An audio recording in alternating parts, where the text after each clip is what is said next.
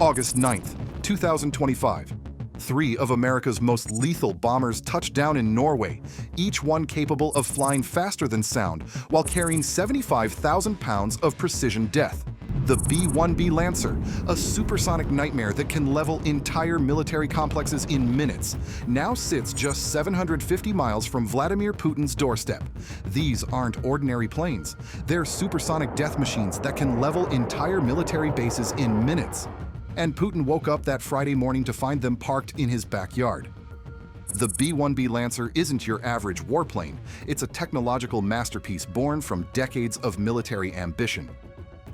Back in the 1960s, the Air Force dreamed of combining the supersonic speed of the B-58 Hustler with the massive payload of the B-52 Stratofortress.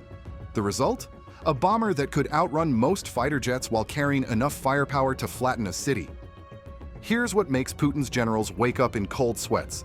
This beast can hit Mach 1.2, that's over 900 miles per hour at high altitude. Even flying low to avoid radar, it still cruises at 700 miles per hour. Compare that to the famous B-2 Spirit, which maxes out at 628 miles per hour. The B-1B doesn't just fly fast, it flies faster than most countries can react. But speed is only the beginning. Variable geometry wings allow it to sweep forward for takeoff or backward for supersonic flight, giving it agility rare for such a massive aircraft. Its synthetic aperture radar can track and engage multiple moving targets while flying at just 200 feet above the ground. The real terror lies in its payload. While the B-52 tops out at 70,000 pounds and the B-2 Spirit carries 40,000 pounds, the B-1B hauls an unmatched 75,000 pounds of guided and unguided munitions. That's nearly double the firepower of a stealth bomber delivered at supersonic speeds. Its arsenal includes 500-pound precision bombs, 2,000-pound bunker busters, naval mines, cluster munitions, and long-range anti-ship missiles exclusive to the B-1B. It's also the only U.S. bomber cleared for hypersonic weapons. 3 of these bombers just flew 4,800 miles from DS Air Force Base in Texas under Bomber Task Force Europe. Escorted by Spanish FA-18 Hornets, they touched down at Ørland Air Base in Norway under the gaze of Russian satellites.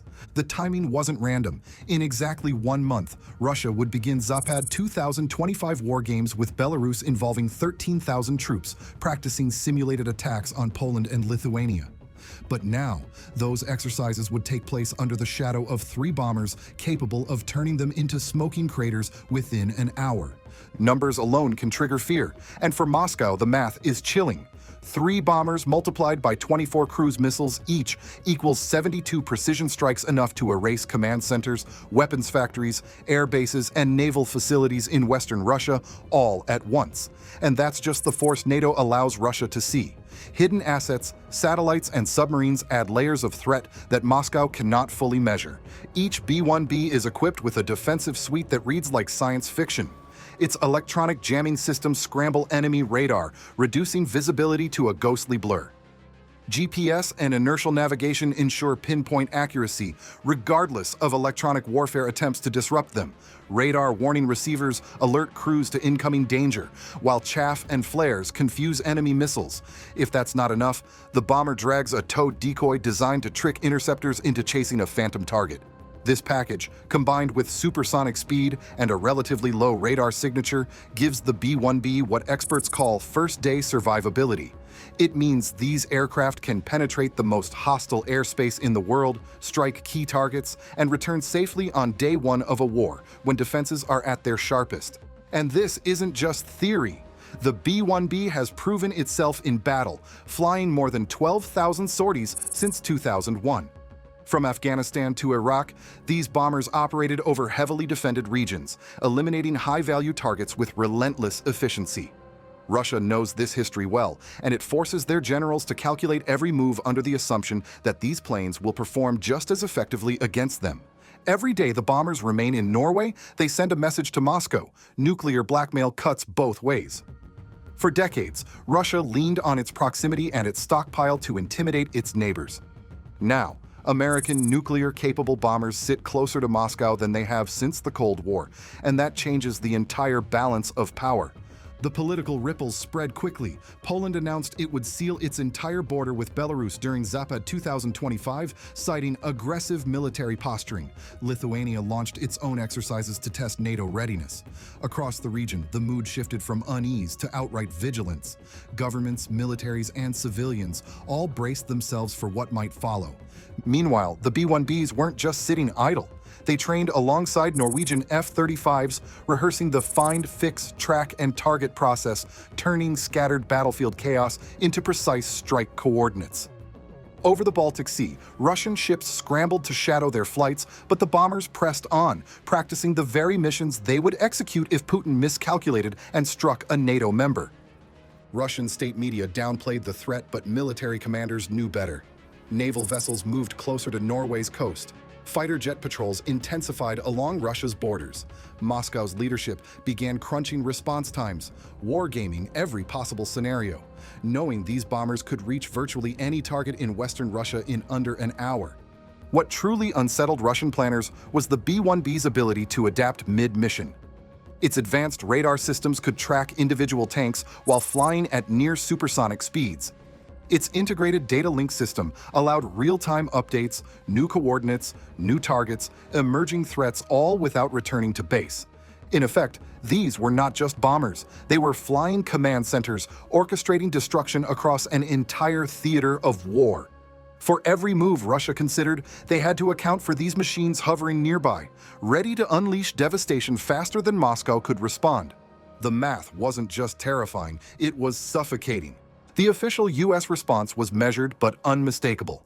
Lieutenant Colonel Eric Alvarez, commander of the 345th Expeditionary Bomb Squadron, described the mission with diplomatic precision. But the underlying message was crystal clear.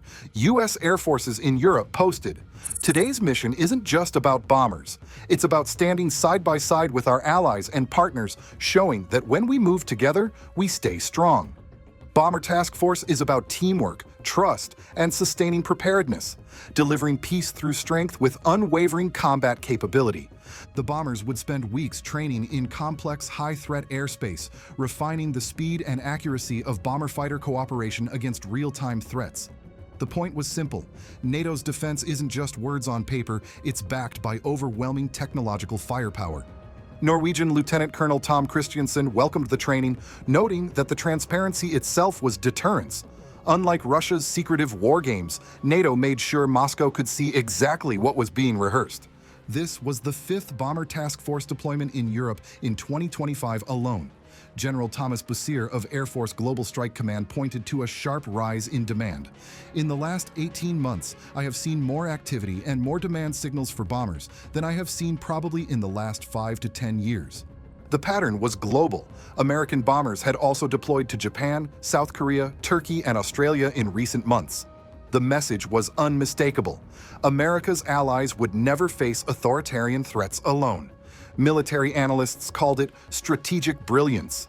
NATO Secretary General Mark Rutte warned that Russia produces in 3 months what the whole of NATO produces in a year in ammunition. But raw numbers meant little without precision delivery. The B-1B bombers were NATO's answer technology over brute force, accuracy over mass. 3.5 years ago, Vladimir Putin thought he could rebuild the Russian Empire by rolling tanks into Ukraine. He believed NATO was weak, divided, and afraid to confront real military power.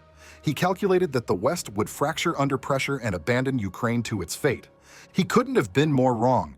Instead of weakening NATO, Putin's invasion created the strongest Western alliance since World War II. Finland and Sweden abandoned decades of neutrality to join NATO. Military spending skyrocketed across Europe. Defense cooperation reached levels not seen since the Cold War. And for the first time since the Soviet collapse, American strategic bombers now operate from bases within easy striking distance of Moscow. The 3 B-1B Lancers at Erland Air Base represent the complete collapse of Putin's grand strategy. He wanted to divide the West but united it. He wanted to demonstrate Russian strength but revealed Russian weakness. He wanted to intimidate NATO but gave NATO the perfect justification to position overwhelming firepower on his doorstep. While Russia churns out tanks and artillery using 1970s designs, NATO deploys precision-guided munitions delivered by stealth aircraft and supersonic bombers. Russian military production may be impressive, but it's building yesterday's weapons for tomorrow's battlefield. Every military expert understands what 3B-1B bombers mean. 225,000 pounds of combined precision destruction capable of launching 72 cruise missiles, deliverable at supersonic speeds to any target within 750 miles. Each bomber represents the technological superiority of the world's most powerful military alliance. Together, they symbolize Putin's worst nightmare, a unified West with both the capability and determination to destroy his military machine. The Zapad 2025 exercises will proceed as planned, but under very different circumstances than Putin intended. Instead of intimidating NATO, they'll unfold under the watchful eyes of American bombers capable of striking any target in the exercise area within minutes. The hunter has become the hunted. NATO officials no longer hide their confidence. German Defense Minister Carsten Breuer warns Russia could attack NATO by 2029, but adds, "We must be able to fight tonight." Ukrainian President Volodymyr Zelensky predicts Putin will build a new army by 2030, but notes, today, Ukraine is holding him up. The message is clear. NATO is ready now, not in 5 years. The bombers will eventually return to Texas, but the precedent is permanent. Putin's special military operation didn't just fail to achieve its objectives, it created new ones for NATO. The alliance that once avoided placing offensive weapons near Russia now does so routinely, with full justification and growing confidence. 3 supersonic bombers, 750 miles from Moscow, each capable of Mach 1.2 speeds, each carrying enough precision firepower to cripple Russia's military command structure, each representing the complete failure of Vladimir Putin's attempt to intimidate the West. This is Putin's legacy, not Russian greatness, but Russian encirclement by the most powerful military coalition in human history. Every threat he makes, every border he crosses, every Ukrainian city he destroys, brings American military power closer to his own capital.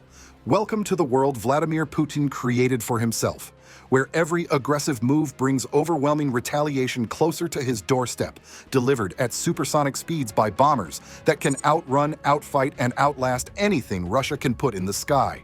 The mathematics are simple. The message is clear. The consequences are catastrophic for anyone foolish enough to test them.